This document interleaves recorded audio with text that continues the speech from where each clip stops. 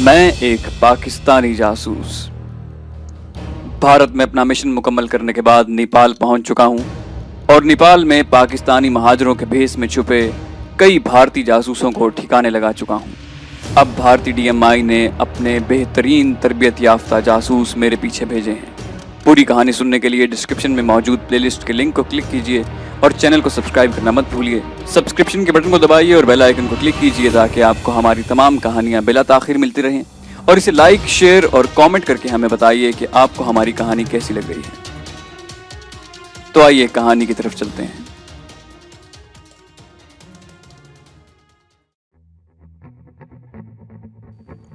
मैंने पाकिस्तान से आने वाले हिदायतनामे को कई बार पढ़ा। इतनी मुफस्सल हिदायत और तीनों जासूसों की तफसीलात और तस्वीर भेजने का मतलब था कि मेरे महकमे का राब्ता डीएमआई के किसी ऐसे अहम रुकन से हो चुका है जिसने उन्हें इस कदर मुफस्सल तफसीलात मुहैया की थी। दूसरी बात जो मेरे जहन में खटक रही थी वो ये थी कि नॉर्मल प्रोसीजर के मुताबिक ये मालूमात भारत से पाकिस्तान पहुंचने, उनका एनालिसिस होने और फिर उन्हें मुझ तक पहुंचने में कमोबेश 1 माह का अरसा लगा होगा। तस्वीरें भी स्टूडियो की बनी हुई नहीं थी बल्कि चलते फिरते खींची गई थी। इन तमाम बातों से मैं इस नतीजे पर पहुंचा था कि भारत में हमारे ग्रुप को ये मालूमात देने वाले को खुद इसका इल्म शायद 1.5 माह कबल हुआ होगा। पाकिस्तान जाने वाली परवाजें शुरू हो चुकी थी और इन तीनों जासूसों ने अगर परवाजों के इसी शेड्यूल में पाकिस्तान जाना था तो सिफारत खाने की फाइनल लिस्ट में उनके नाम होना चाहिए। मैंने लिस्ट को कई बार पढ़ा लेकिन कोई महाजर फैमिली ऐसी दिखाई न दी जो 1 मर्द और 2 खवातीन पर मुश्तमिल हो। मैं सिर्फ मफरूजों पर काम कर रहा था लेकिन अक्सर मफरूजे ही हकीकत साबित होते हैं। ये तो मुझे यकीन था कि ये लोग काठमांडू पहुंच चुके हैं और इन्हीं परवाजों पर उन्हें भी जाना है। इन 2 बातों को बेस बनाकर मैंने इम्कानात पर सोचना शुरू किया तो 2 बातें सामने आईं। अव्वल ये कि सिफारत खाने की फाइनल लिस्ट में काठमांडू के गिरदो निवाह के रहने वाले कई महाजर कुंबे लेट होने की वजह से शामिल होने से रह गए थे और उनकी जगह दूसरे महाजरों को भेजने के सवाबदीदी इख्तियारात हमारे सिफारत खाने को और उसे मजीद श्रिंक और डेफिनेट करते हुए सिफारत खाने के किसी एक शख्स के पास थे, लेकिन वो शख्स भी सिर्फ रजिस्टर्ड महाजरों को ही भेज सकता था। गुज़श्ता 2 माह में रजिस्टर होने वाले महाजरों की लिस्ट को भी मैंने कई बार पढ़ा लेकिन कोई सुराग हाथ न लगा। इस उक्ते को हल करने में किसी हद तक मेरा ज़ाती मफाद भी था। अपने महकमे की तरफ से काठमांडू में मुझे पहली बार एक खास मिशन सौंपा गया था, वरना हमेशा आम हिदायत मिलती थी। मैंने काठमांडू में पाकिस्तान के मफाद में अब तक जो कुछ भी किया था यहाँ के हालात को देखते हुए अपनी सवाबदीद पर ही किया था। अगर मैं इस मिशन को कामयाबी से मुकम्मल करने में कामयाब हो जाता तो पाकिस्तान वापसी के लिए मैं अपने महकमे को ज्यादा जोर दे सकता था। मोहसिन और लड़के काठमांडू भर में फैल गए थे लेकिन उन्हें भी नाकामी हुई। हर रोज शाम को मोहसिन मुझे रिपोर्ट देता, उन्होंने काठमांडू को खंगाल डाला था। मेरा ये रोज का मामूल बन चुका था कि मैं सिवाय उन दिनों के जब महाजरों की फ्लाइट्स जाती थीं, मैं दिन का बेशतर वक्त इसी गुत्थी को सुलझाने में गुजार देता। शाम को अक्सर कर्नल आनंद और कैप्टन मान की ब्रेन वॉशिंग से फैज़याब होता। उनके जाने के बाद मोहसिन की नाकामी की रिपोर्ट सुनता और फिर मरियम के घर चला जाता और दिन भर की परेशानी और दिमागी बोझ को उससे बातें करके दूर करता। मरियम ने रेस्टोरेंट के काउंटर पर बैठने के लिए एक पढ़े लिखे नेपाली का इंतजाम कर लिया था और खुद वो दिन भर उर्दू सीखने और पाकिस्तानी रस्म रिवाज और माशरे में खुद को ढालने की कोशिश में मसरूफ रहती। उसकी उर्दू दानी में रोज बरोज इजाफा हो रहा था। हर शाम वो मुझे उर्दू के नए सीखे हुए फिक्रे सुनाती। मुझे मिलते वक्त वो अस्सलाम वालेकुम कहती। कई बार उसने दायां हाथ माथे की तरफ ले जाते हुए सलाम भी किया।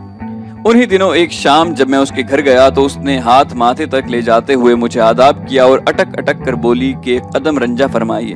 मैंने उसे इतनी जल्दी उर्दू सीखने पर दाद दी।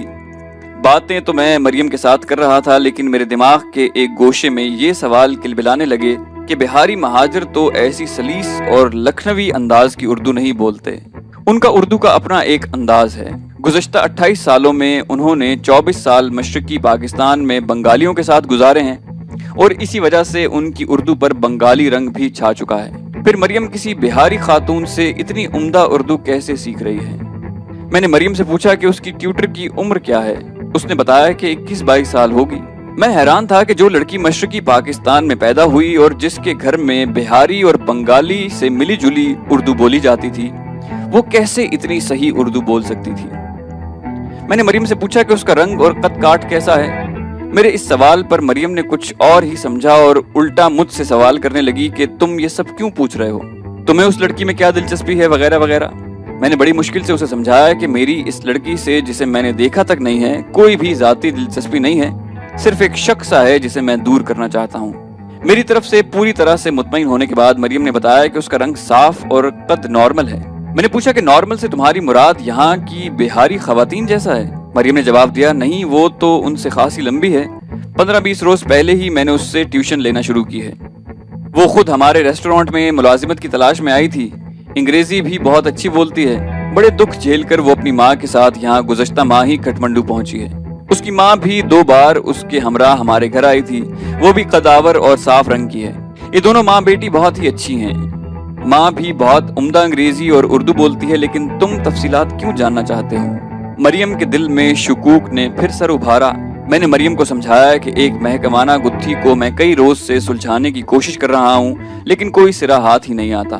ممکن ہے یہ محض میرا وہم ہی ہو، لیکن کل صبح تمہاری ٹیوشن کے دوران میں یہاں آؤں گا اور سیدھا اسی کمرے میں چلا آؤں گا جہاں تم ٹیوشن پڑھتی ہو۔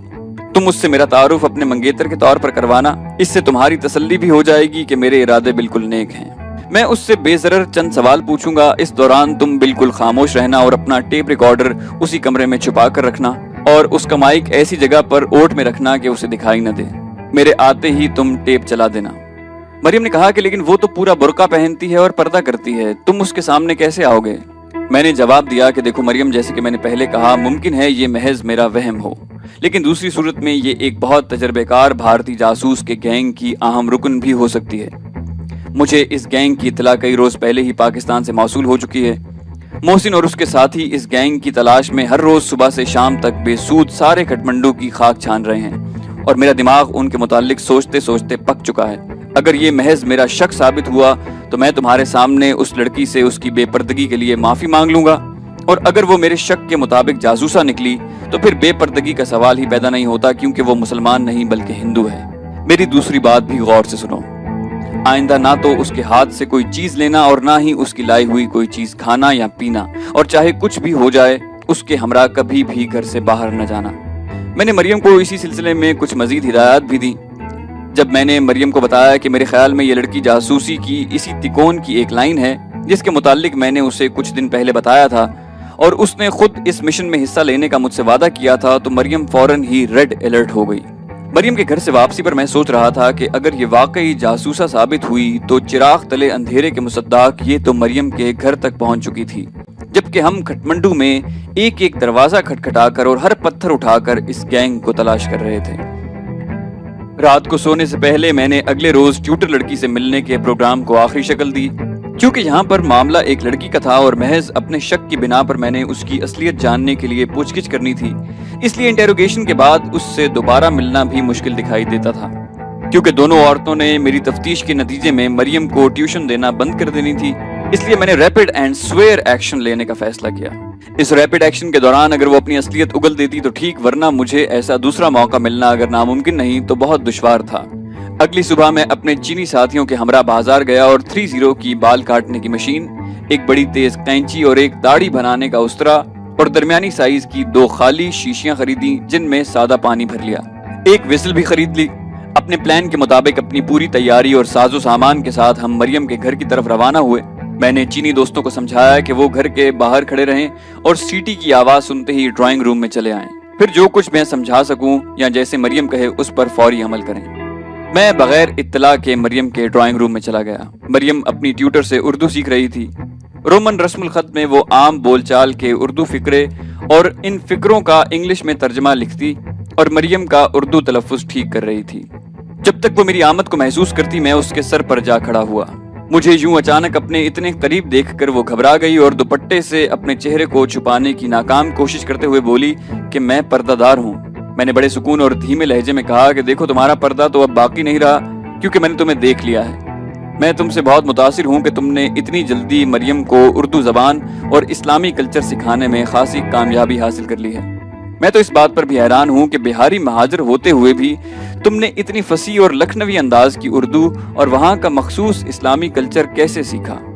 لڑکی نے بھرپور نظروں سے مجھے دیکھا جیسے تول رہی ہو کہ میں کتنے پانی میں ہوں۔ اور بولی کہ میرے والدین دلی میں پھاٹک حبش خان میں رہتے تھے۔ پارٹیشن کے وقت دلی میں فساد شروع ہوا تو میرے والدین نے پاکستان ہجرت کرنے کا سوچا۔ میری والدہ کی ایک بہت گہری سہیلی نے انہیں مشورہ دیا کہ بجائے مغربی پاکستان کے ہم مشرقی پاکستان ہجرت کر جائیں۔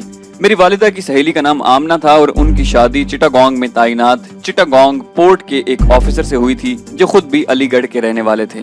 میرے والدین ہجرت کر کے چٹاگانگ میں آن بسے اور والد نے وہیں پر آمنہ آنٹی کے شوہر ایس ایم معروف کی مدد سے پورٹ پر مزدوروں کے ٹھیکے وغیرہ لینے شروع کر دیے۔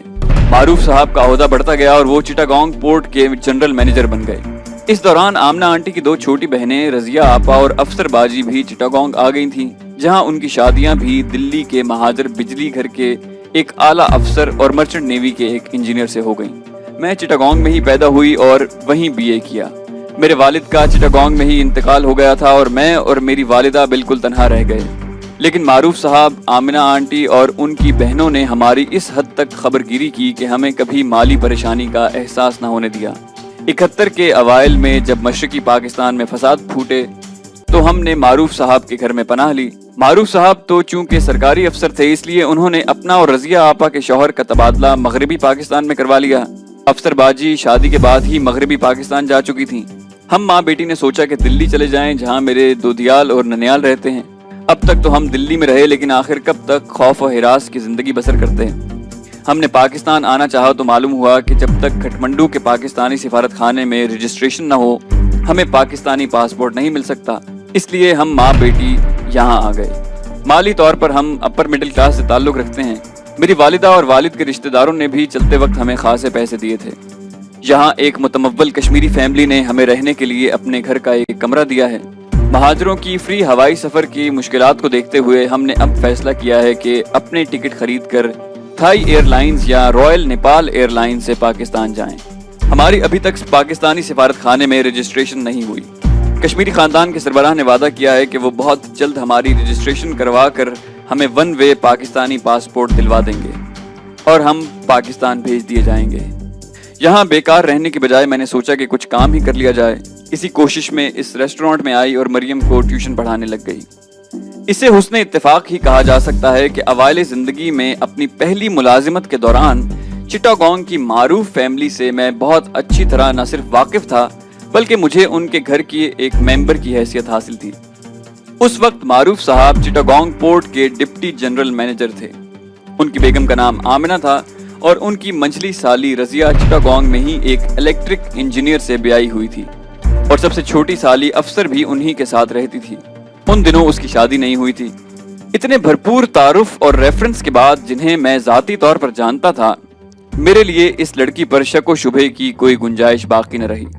میں نے اس لڑکی کو اپنے ذہن میں بالکل کلیئر کر دیا۔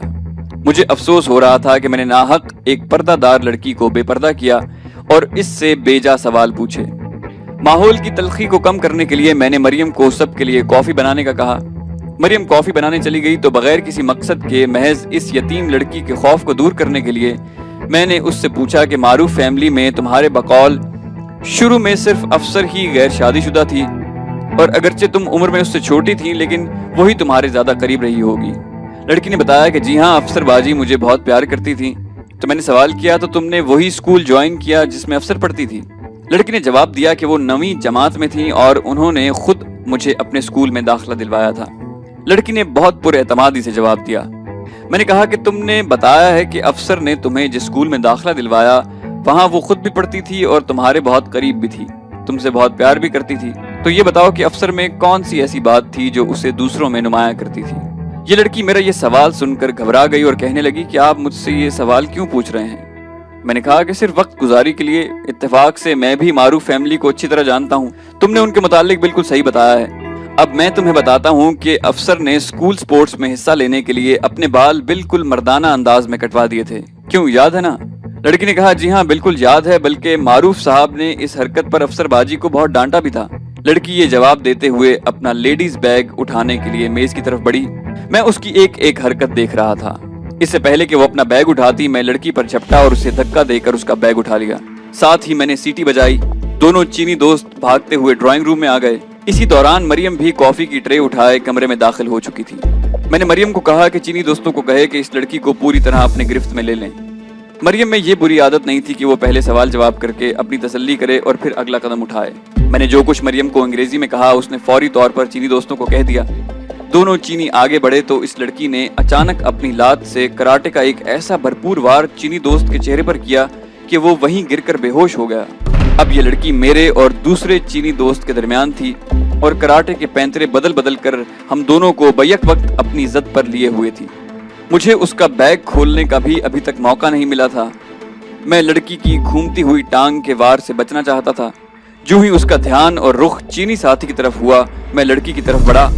وہ مجھ سے غافل نہیں تھی۔ اس نے مجھے ہٹ کرنے کے لیے سیدھی ٹانگ اٹھائی جسے میں نے اپنے جسم کو لگنے سے پہلے پنڈلی سے پکڑ لیا۔ یہاں میرا لمبا قد اور اسی حساب سے لمبے بازو کام آ گئے، ورنہ اس کی ضرب اتنی شدید تھی کہ چینی دوست ابھی تک بے ہوش پڑا ہوا تھا۔ میں نے اس کی ٹانگ پکڑی ہوئی تھی کہ دوسرے چینی دوست نے پیچھے سے اسے بازوؤں سے دبوچ لیا۔ بے بس ہو کر وہ قالین پر تو گر گئی، لیکن ہم دو مضبوط مردوں کی گرفت بھی اس پر ہلکی پڑ رہی تھی اور وہ مچھلی کی طرح تڑپتی ہوئی خود کو آزاد کرانے کی جدوجہد کرنے لگی۔ میں نے مریم کو رسی اور کپڑا لانے کا کہا تاکہ اسے باندھ دیا جائے۔ ہم نے اس کے ہاتھ پشت پر باندھے اور ٹانگیں باندھ کر منہ میں کپڑا ٹھونس دیا تاکہ اس کا چلانا بند ہو۔ چینی دوست تو اپنے ساتھی کو ہوش میں لانے کی تدبیر کرنے لگا اور مریم میرے قریب آ گئی۔ میں نے لڑکی کا بیگ کھولا تو اس میں میک اپ کا سامان اور کچھ نیپالی کرنسی کے علاوہ 25 بور کا لوڈڈ پسٹل بھی تھا۔ ڈی ایم آئی نے مکمل ٹریننگ کے بعد ایک بھرپور اور چیلنج نہ ہو سکنے والی کور سٹوری کے ساتھ اس لڑکی اور اس کے ساتھیوں کو پاکستان بھیجنے کا منصوبہ بنایا تھا۔ میں بھی اس کور سٹوری سے بالکل مطمئن ہو گیا تھا۔ بعد کے سوال میں نے صرف پوسٹ سکرپٹ کے طور پر کیے تھے جن کا جواب دینے میں وہ مار کھا گئی۔ معروف کی سالی افسر کے بال اس کی پنڈلیوں کو چھوتے تھے۔ اس کے بال اس قدر لمبے اور گھنے تھے کہ وہ اپنے بال خود نہیں دھو سکتی تھی بلکہ 2 بنگالی ملازمائیں اس کے بال دھوتی تھیں۔ وہ کبھی بھی چٹاگانگ میں نہیں پڑی بلکہ دلی سے ایف اے کرنے کے بعد چٹاگانگ آئی تھی۔ شادی کے بعد وہ کراچی آ گئی اور یہاں بھی ہماری اکثر ملاقاتیں ہوئیں۔ اس کے بال اسی طرح لمبے اور گھنے تھے اور اتنے خوبصورت بالوں کو کٹوانے کا وہ کبھی سوچ بھی نہیں سکتی تھی۔ یہ محض اتفاق تھا کہ میں معروف فیملی کو اچھی طرح اور ذاتی طور پر جانتا تھا، ورنہ اتنی مکمل اور ٹھوس کور سٹوری کے ساتھ بھارتی جاسوس کا یہ گروپ پاکستان جانے والا تھا جہاں کوئی بھی ان پر کسی قسم کا شک نہیں کر سکتا تھا۔ میرے پاس وقت بہت کم تھا جس میں اس لڑکی سے میں کچھ اگلوا سکتا تھا۔ مریم نے اس لڑکی کا نام جبین بتایا تھا۔ اس کے بیگ سے پسٹل کے ملنے سے اس کے جاسوسا ہونے میں اگر برائے نام سا کوئی شک بھی تھا تو وہ دور ہو چکا تھا۔ چینی دوست کو جبین نے ایسی سخت ضرب لگائی تھی کہ اگر وہ اب ہوش میں آ چکا تھا لیکن بار بار اپنا سر سہلاتا اور چینی زبان میں نہ جانے کیا اناپ شناپ بک رہا تھا۔ میں نے دوسرے چینی دوست سے بال کاٹنے کی مشین، استرا، کینچی اور پانی بھری شیشیاں لے کر جبین کے سامنے میز پر رکھ دیں اور اسے مخاطب کرتے ہوئے کہا، یہ تمہاری بدقسمتی ہے کہ تم اپنی گیم شروع کرنے سے پہلے ہی پکڑی گئی ہو، اور خوش قسمتی یہ کہ تمہارا پکڑنے والا ایک مسلمان ہے۔ تمہاری نقلی ماں اور تمہارے ساتھ مرد جس نے تمہارے باپ کا رول ادا کرنا تھا، ان کے متعلق ہمیں بھارت سے تمہاری روانگی سے قبل ہی مکمل اطلاع مل چکی تھی۔ مریم کو جب تم نے پڑھانا شروع کیا اس سے پہلے ہی ہم تمہاری اور تمہارے دونوں ساتھیوں کی مکمل نگرانی کر رہے تھے۔ یہ تصویریں دیکھو، یہ تمہارے گروپ لیڈر کی ہیں۔ تم جوان اور خوبصورت ہو، اگر ہماری جگہ کوئی غیر مسلم ہوتے تو وہ سب پہلے تمہاری جوانی سے کھیلتے اور پھر تم سے پوچھ گچھ کرتے۔ خیر تمہیں تو اس سے کوئی فرق نہ پڑتا کیونکہ تمہیں بھارت سے اس کے لیے تیار کر کے بھیجا گیا ہے، لیکن ہمارے مذہبی اصولوں کے خلاف ہے یہ۔ لیکن ہم ایک جاسوس کا جو حشر کرتے ہیں، تمہیں شاید اس کے متعلق کچھ نہیں بتایا گیا، ورنہ تم کبھی بھی پاکستان کے خلاف جاسوسی کرنے کا سوچتی تک نہیں۔ ہم تمہارے متعلق سب کچھ جانتے ہیں لیکن یہ سب تمہاری زبانی سننا چاہتے ہیں۔ اگر تم تعاون نہیں کرو گی تو تمہاری زبان کھلوانے کا پہلا مرحلہ یہ ہے کہ ہم تمہارے بال کاٹیں گے، پھر تمہارے سر پر مشین چلا کر تمہارے رہے سہے بالوں کو بھی آزاد کر دیں گے۔ اگر پھر بھی تم نے سچ نہ بتایا تو اس استرے سے تمہاری ناک اور کان کاٹیں گے اور پھر ان شیشیوں میں بھرے تیزاب سے تمہارے چہرے کو اتنا بھیانک بنا دیں گے کہ تم کبھی آئینہ دیکھنے کی ہمت نہ کر سکو گی۔ اگر پھر بھی تم نے ہمیں کچھ نہ بتایا تو ہم اپنی ہار مان کر تمہیں چھوڑ دیں گے، لیکن چھوڑنے سے پہلے میرے چینی ساتھی تمہارے ہاتھ پاؤں توڑ دیں گے تاکہ تم آئندہ کبھی بھی کسی پر اپنے مارشل آرٹ کو نہ آزما سکو۔ میں نے یہ تمام باتیں نفسیاتی طور پر اسے توڑنے اور مزاحمت نہ کرنے کے لیے کی تھیں۔ عورت کے لیے سب سے زیادہ قیمتی شے اس کا حسن ہوتا ہے، اور سوائے پاکباز عورتوں کے اس قماش کی عورتیں خوبصورت دکھائی دینے اور اپنے حسن کو برقرار رکھنے کے لیے اپنا سب کچھ قربان کرنے کو تیار ہو جاتی ہیں۔ میں نے مریم کے ذریعے چینی ساتھیوں کو کہا کہ اس لڑکی کے ہاتھ پاؤں دوبارہ کس کر اچھی طرح باندھ دیں تاکہ جب ہم اپنا کام کریں تو یہ حرکت نہ کر سکیں۔ میں نے یہ بات بھی محض اسے نفسیاتی طور پر توڑنے کے لیے کہی تھی تاکہ وہ ہمارے عزائم کو صحیح سمجھ کر مدافعت چھوڑ دے۔ چینی دوستوں نے اس کے ہاتھ پاؤں دوبارہ کس کر باندھ دیے اور میرے اشارے پر اسے بازوؤں سے پکڑ کر بٹھایا۔ میں نے کینچی اٹھائی اور 6 انچ کے قریب اس کے بال کاٹ کر اس کے سامنے پھینک دیے۔ لڑکی کا منہ کپڑے سے بند تھا، وہ بول تو نہیں سکتی تھی، غوں غوں غوں غوں کرنے لگی۔ میں نے مزید 3-4 انچ اس کے بال کاٹے اور وہ بھی اس کے سامنے پھینک دیے۔ لڑکی کی غوں غوں اور بڑھ گئی۔ اب میں نے بال کاٹنے کی مشین اٹھائی جو اس کے سامنے میز پر پڑی تھی۔ میں نے ظاہراً مریم کو مخاطب کرتے ہوئے کہا کہ مریم، اس طرح تو خامخواہ وقت ضائع ہو رہا ہے، اسے شاید اپنے بالوں سے محبت نہیں، اس لیے مشین سے اس کے سر کو بالوں سے بالکل آزاد کر دیتے ہیں۔ میرے ہاتھ میں مشین دیکھ کر خوف سے لڑکی کی آنکھیں پھیل گئیں۔ اس نے زور زور سے اپنا سر ہلانا شروع کیا۔ میں نے اسے پوچھا، بولنا چاہتی ہو؟ اس نے سر ہلا کر ہاں میں جواب دیا۔ میں نے مشین رکھ کر اس طرح اٹھایا اور مریم کو کہا کہ چینی دوستوں کو کہے کہ اگر اس لڑکی نے سچ نہ بولا تو میرا اشارہ کرتے ہی اس کا ایک کان کاٹ دیں۔ یہ کہہ کر میں نے لڑکی کے منہ سے کپڑا نکالتے ہوئے کہا کہ بہت مدھم آواز میں بولے۔ لڑکی کی دہشت سے جو حالت ہو رہی تھی وہ ناقابل بیان ہے۔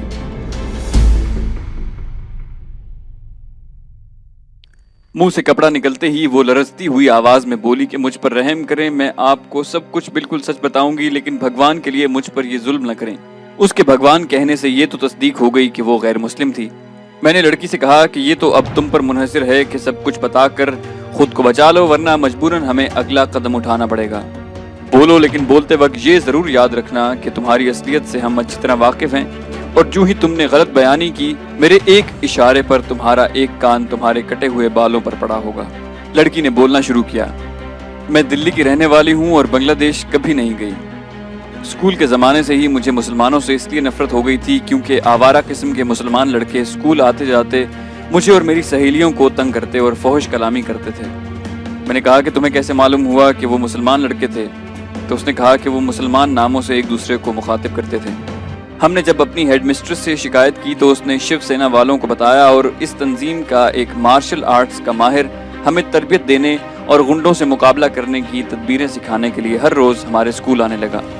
میں نے 6 سال مارشل آرٹس کی تربیت اسکول اور کالج میں حاصل کی، جس سے مجھ میں خاصی خود اعتمادی پیدا ہو گئی، اور میں نے اس دوران کئی آوارہ اور غنڈے لڑکوں کی ایسی پٹائی کی کہ وہ دوبارہ کبھی دکھائی نہ دیے۔ ذہنی طور پر میں شیو سینا اور آریہ ویدک کو اپنا سرپرست سمجھنے لگی۔ میں کالج میں ابھی پڑھ ہی رہی تھی کہ شیو سینا کی میٹنگز میں باقاعدہ جانے لگی اور جلد ہی اس تنظیم کی باقاعدہ ممبر بن گئی۔ میرے شوق اور جذبے کو دیکھتے ہوئے مجھے شیو سینا کے اس مخصوص گروپ میں شامل کیا گیا جس کی میٹنگز میں ہمیں اسلحہ چلانے اور جاسوسی کی تربیت دی جاتی تھی۔ میرے پتا کا دیہانت ہو چکا تھا اور میری ماتا ایک آرٹ اسکول میں ٹیچر تھیں۔ ابتدائی تربیت کے بعد ہمیں دلی کے نواح میں ایک فوجی کیمپ میں ایڈوانس تربیت کے لیے جانا پڑا، جس میں فوجی افسران ہمیں اسلحہ چلانے کی تربیت دیتے اور جاسوسی کے داؤ پیچ سکھاتے۔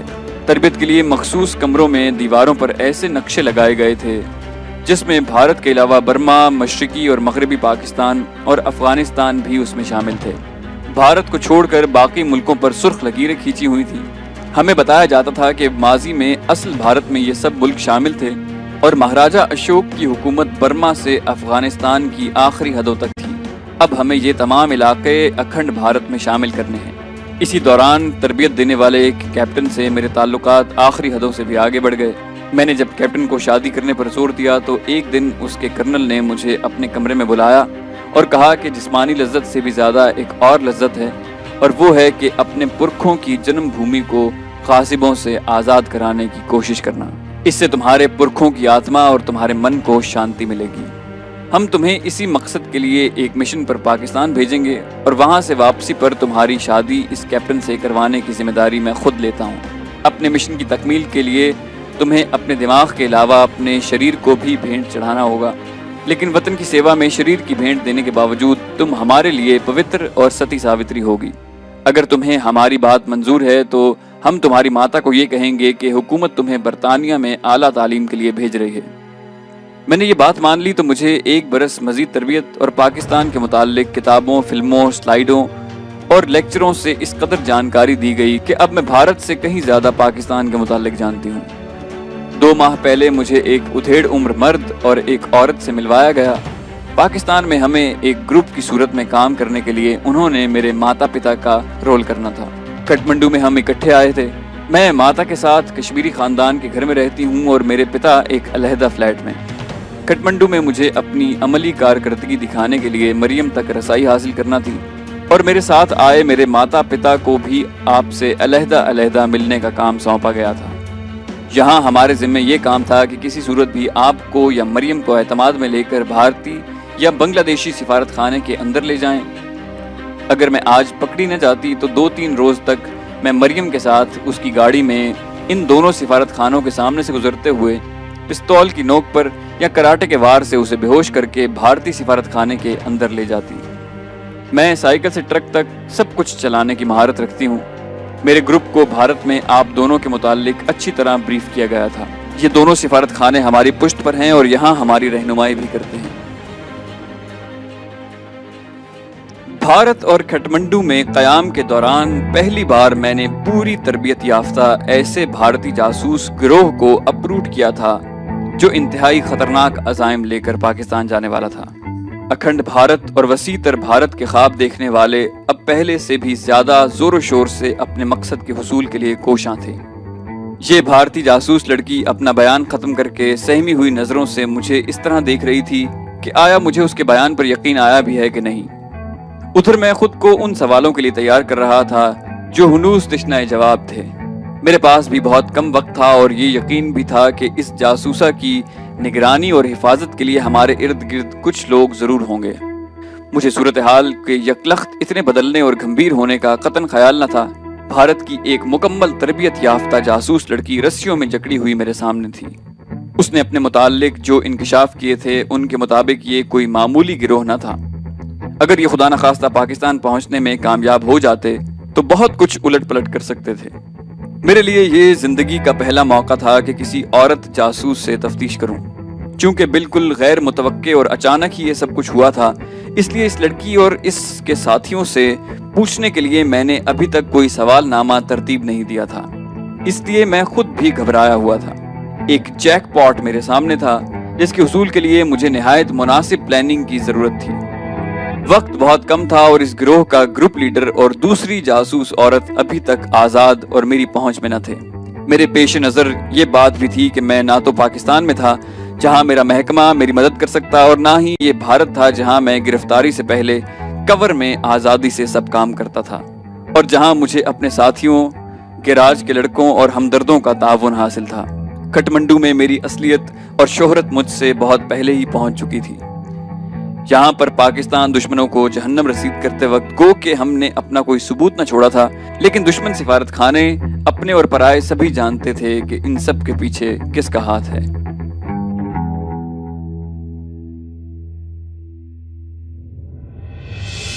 تو دوستو یہ تھی ہماری آج کی کہانی۔ امید کرتے ہیں آپ کو ہماری کہانی پسند آئی ہوگی۔ جانے سے پہلے اسے لائک، شیئر اور سبسکرائب کرنا مت بھولیے۔ سبسکرپشن کے بٹن کو دبائیے اور بیل آئیکن کو کلک کیجیے تاکہ آپ کو ہماری تمام کہانیاں بلا تاخیر ملتی رہیں، اور کامنٹ کر کے ہمیں بتائیے کہ آپ کو ہماری کہانی کیسی لگ رہی ہے۔ ہم مزید کہانیاں لے کر جلدی حاضر ہوں گے۔ اپنا بے حد خیال رکھیے گا۔ اللہ حافظ۔